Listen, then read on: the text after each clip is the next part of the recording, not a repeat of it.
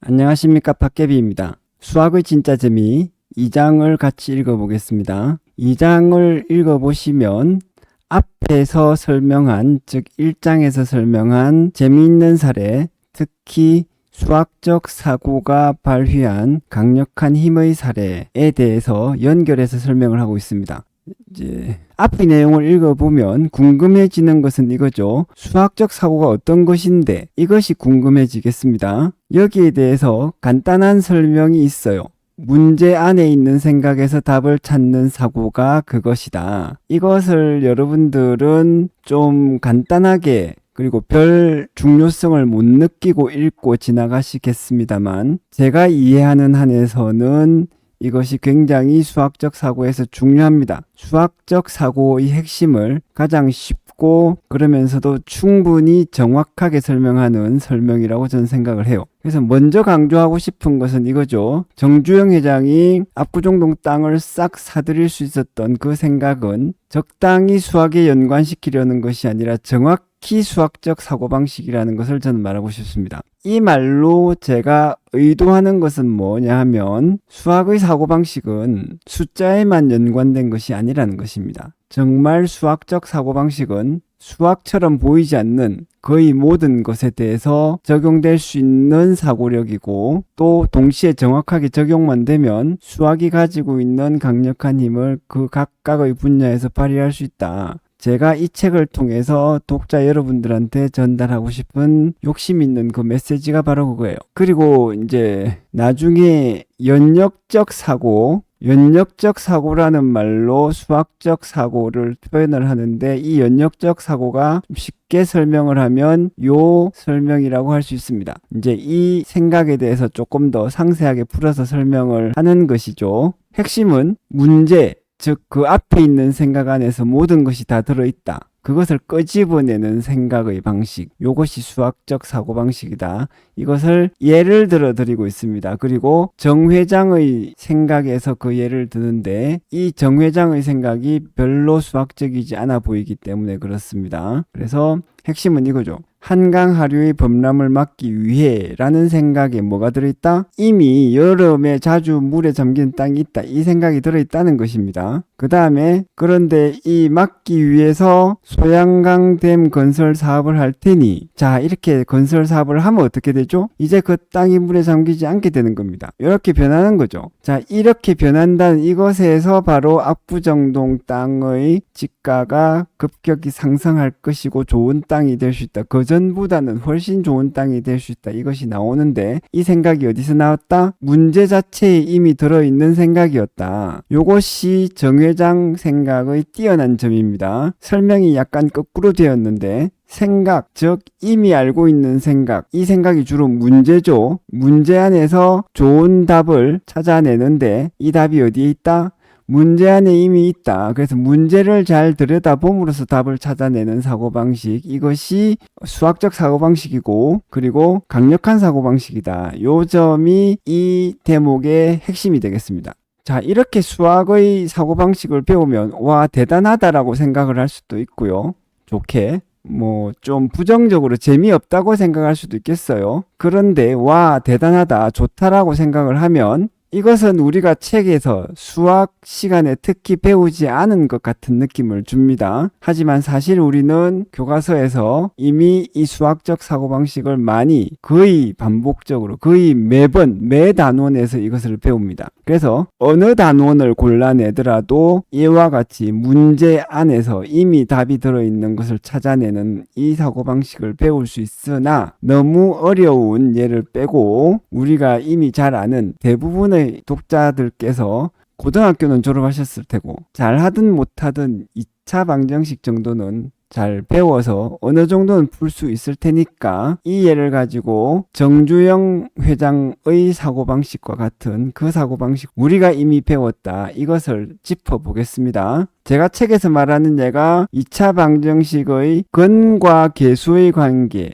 요 지식입니다. 이 부분을 우리는 막 배우고 나면 별로 어렵지 않게 생각을 해요. 그런데 이것을 곰곰이 따져보면 굉장히 뜻밖의 놀라운 사고력을 이 안에서 찾아볼 수 있습니다. 그게 이제 다시 또 제가 약간은 미사여구를 늘어놓으면서 칭찬을 하고 있지만 이게 이제 수학적 사고방식이죠. 수학적 사고방식은 뭐다?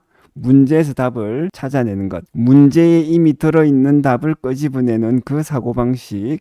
그래서 먼저 말씀드리고 싶은 건 이겁니다. 근과 계수의 관계라는 이 2차 방정식의 풀이 지식은 우리가 배우면 별로 어렵지 않아요. 그런데 곰곰이 생각해 보시면 2차 방정식을 이걸 안 배우고 이걸 안 배운 상태에서 2차 방정식을 풀려고 한다. 여기에서 이와 같이 우리가 알고 있는 그 근과 계수의 관계, 여기서 알파 더하기 베타는 5가 되고 알파 곱하기 베타는 이제 마이너스니까 6이 되겠습니다. 이 관계를 자기 IQ를 바탕으로 해서 배우지 않고 찾아낼 수 있는 사람이 몇 명이나 되겠냐.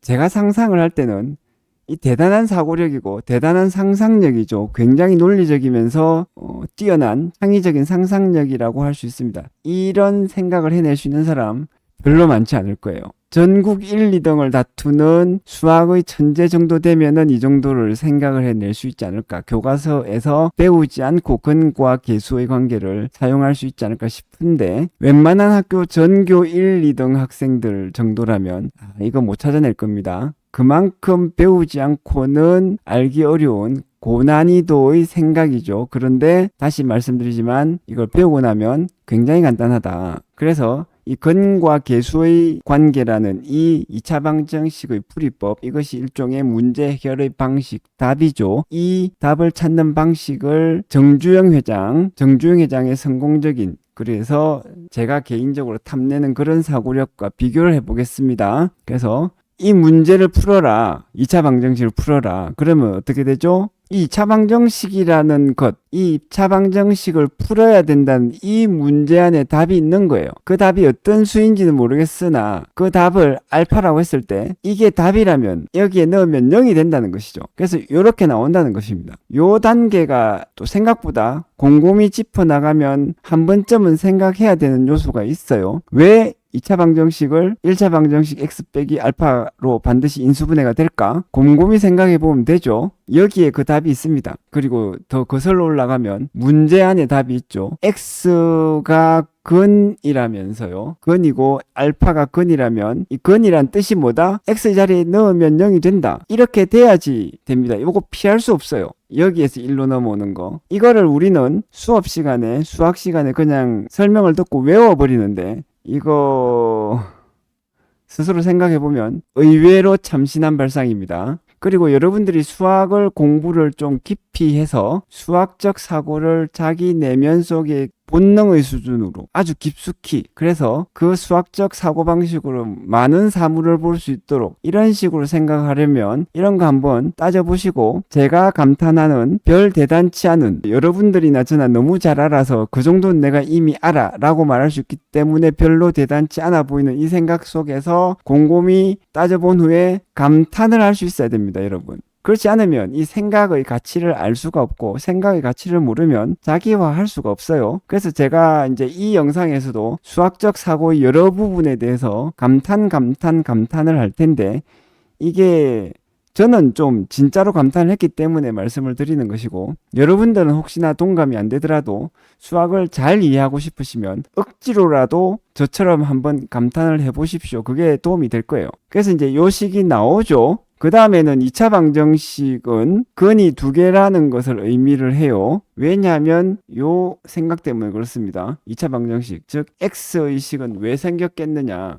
x제곱이라는 식이 x가 2개 곱해졌으니까 생겼겠죠. x가 2개 곱해지는 기본적인 방식은 이거예요. 그래서 이렇게 되어서 어떤 식으로든 x제곱이 나오고, 또 이렇게 돼서 x항이 나오고, 그 다음에 또 x가 없는 x0승의 항이 나오면 이렇게 될 수밖에 없습니다. 그리고 이것을 풀면 당연하게도 요 근과 계수의 관계가 나오는 것이죠. 정리를 하면 처음부터 끝까지 문제에 이미 들어있는 의미를 풀어내기만 했는데 전혀 모르던 답, 즉 어려운 답을 찾아냈어요. 그게 뭐냐면 2차 방정식의 해를 찾아낼 수 있는 근과 계수의 관계라는 유용한 풀이법을 찾아낸 겁니다. 풀이법. 이것이 이제 수학 교과서에서 배우는 너도 알고 나도 아는 굉장히 쉽게 우리가 느끼는 그 수학적 사고방식이다. 그리고 우리는 이 수학적 사고방식을 중심으로 해서 수학의 진짜 재미라는 책을 읽어 나갈 것입니다.